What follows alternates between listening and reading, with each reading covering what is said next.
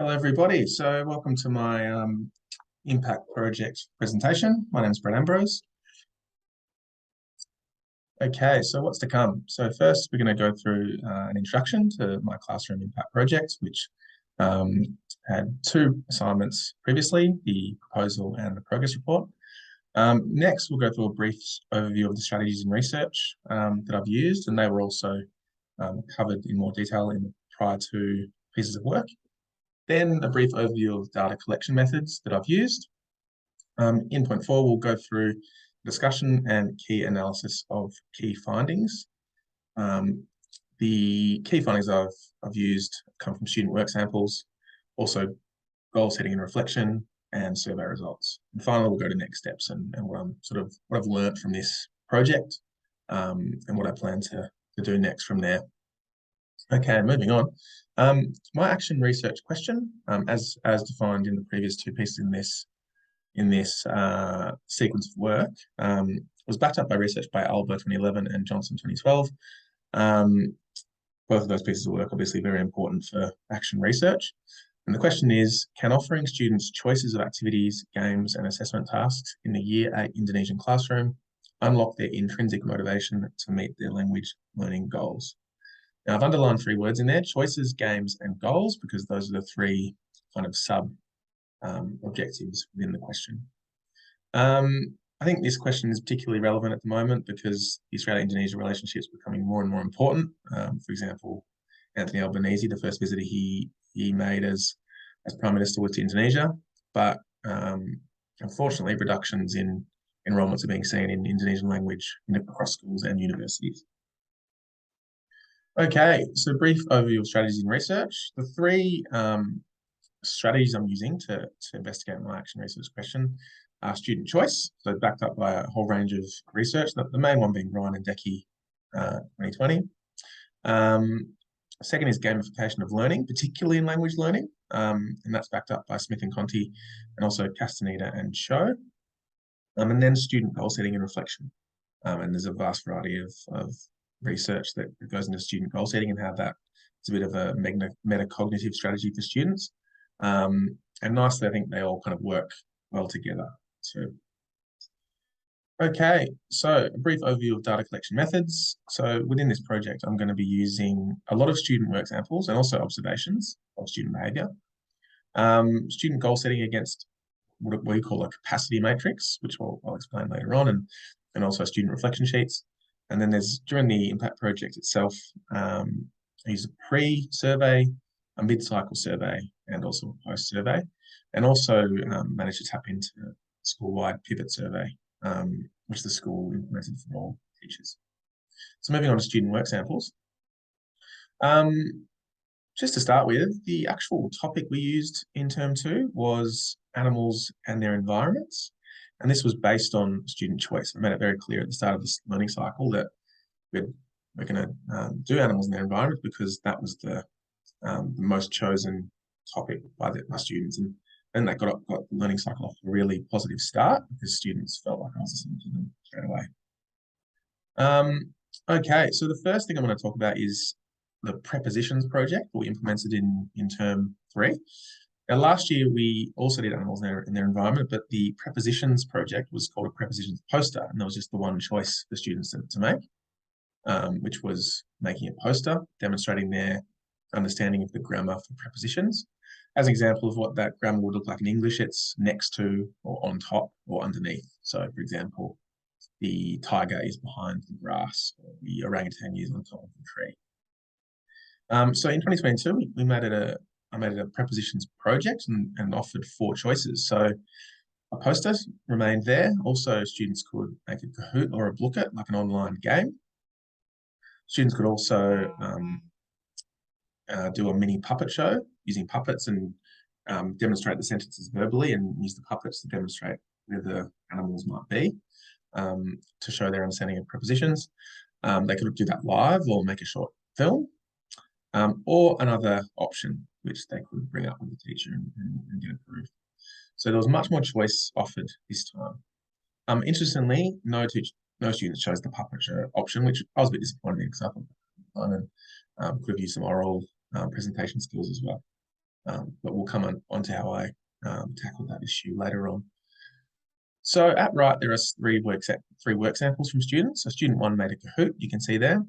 So the quiz is kupu-kupu ini di atas bunga itu, which means this butterfly is above that flower. And then the students demonstrate their understanding of what that means with the questions offered. Actually quite a deep way of showing your understanding, because the students got to come up with ways to trick the person doing the quiz. So it actually shows a lot of depth in their understanding. Student 2 below, it's a hand-drawn or handwritten draft poster they've done, and the student likes drawing, so that's what they chose. And student 3 made a slide presentation. And what I liked about that presentation at the bottom right is that they've remembered vocabulary from term 1, where we did restaurants and food and those kinds of things. And I really liked how they've drawn back from some of that language. Basically, that sentence means the mouse deer likes eating spicy noodles in the Thai restaurant, so inside the Thai restaurant. So they've demonstrated their understanding there. The quality of work was very high, and I observed a lot higher student engagement than I did in 2021. And even in the classroom, just asking students how they're going in the classroom, a lot of them said, I'm really enjoying how everyone's doing slightly different things. Makes the classroom a bit more interesting. I like looking at what other people are doing, gives me inspiration for what I might do in future. So the feedback was really good verbally to me when I went around the classroom helping students. All right, moving on. So just to move on to the next kind of subtopic within this learning cycle, we were looking at comparisons and superlatives. So in English, an example of that would be as big as. So the elephant is as big as that elephant, or fiercer than. So that's another comparison. And then superlatives are the most cunning, or the biggest, or the smallest. So just learning those grammar skills in Indonesian. So the initial task was simply just a simple worksheet using visual cues and also English cues.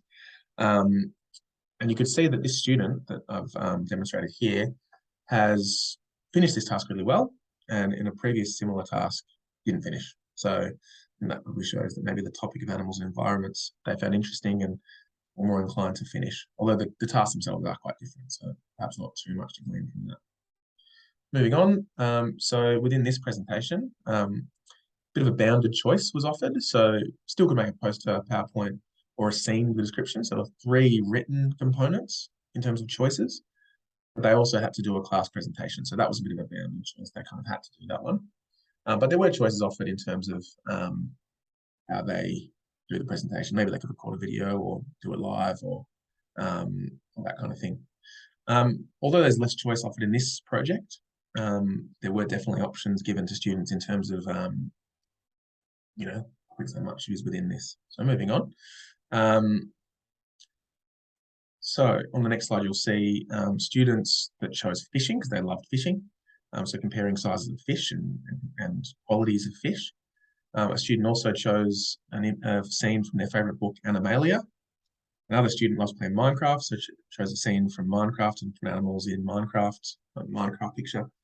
And another student chose their favorite animal, the octopus. So there were examples of students having a lot of choice in how they can demonstrate their understanding within this presentation. All right, so on the top left there is the fishing slide. Top right is the Minecraft slide. Bottom left is the Animalia scene, and that was the standout piece of work from a very strong student. And the bottom right is the octopus slide. Okay, moving on to goal setting and reflection. So this is a capacity matrix that I created for this learning cycle. Students stuck this into their workbook at the start of the learning cycle and completed an initial reflection, which they dated and color-coded. In the middle of the learning cycle, they did a second reflection, and you could see perhaps progress against some of those I can statements or success criteria. And then at the end of the cycle, they did their final reflection. And this created a really nice visual demonstration of their learning, and it made them think about their own progress. So a bit of a metacognitive strategy.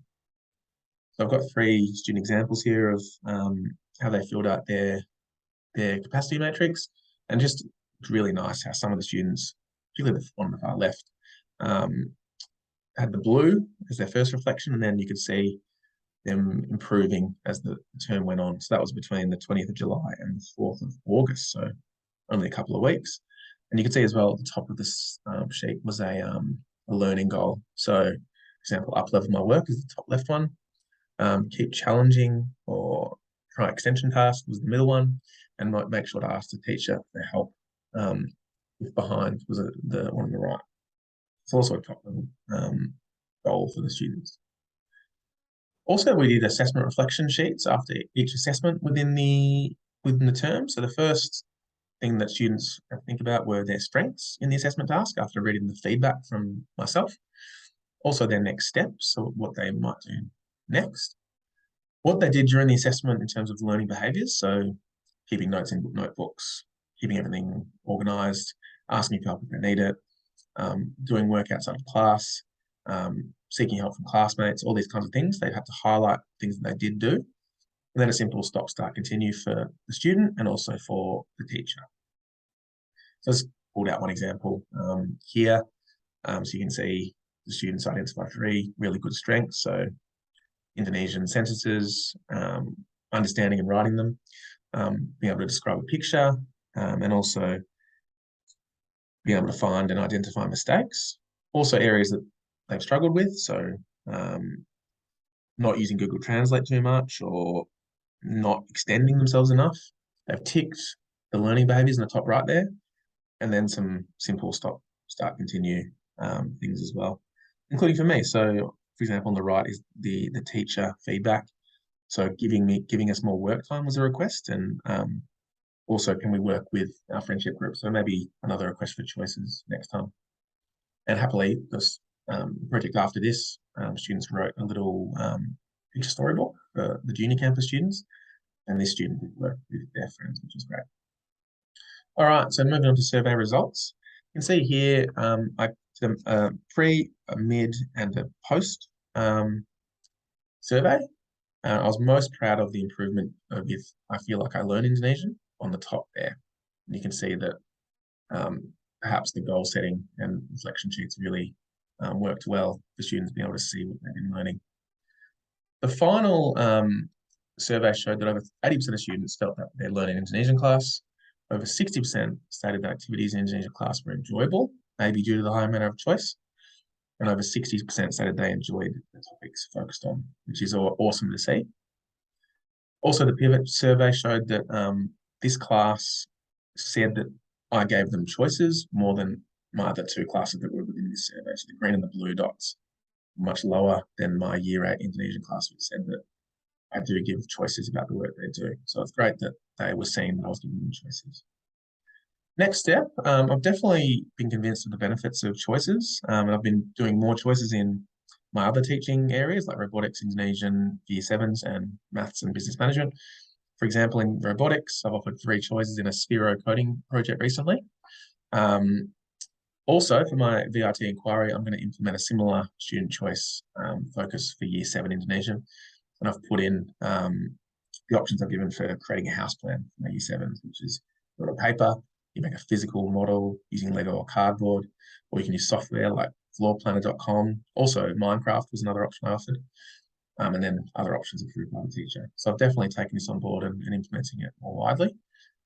Another step I could perhaps take is around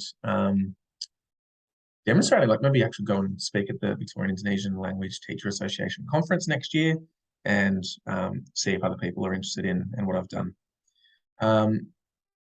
Here are some references, which I'll include in the transcript, and thank you for your time.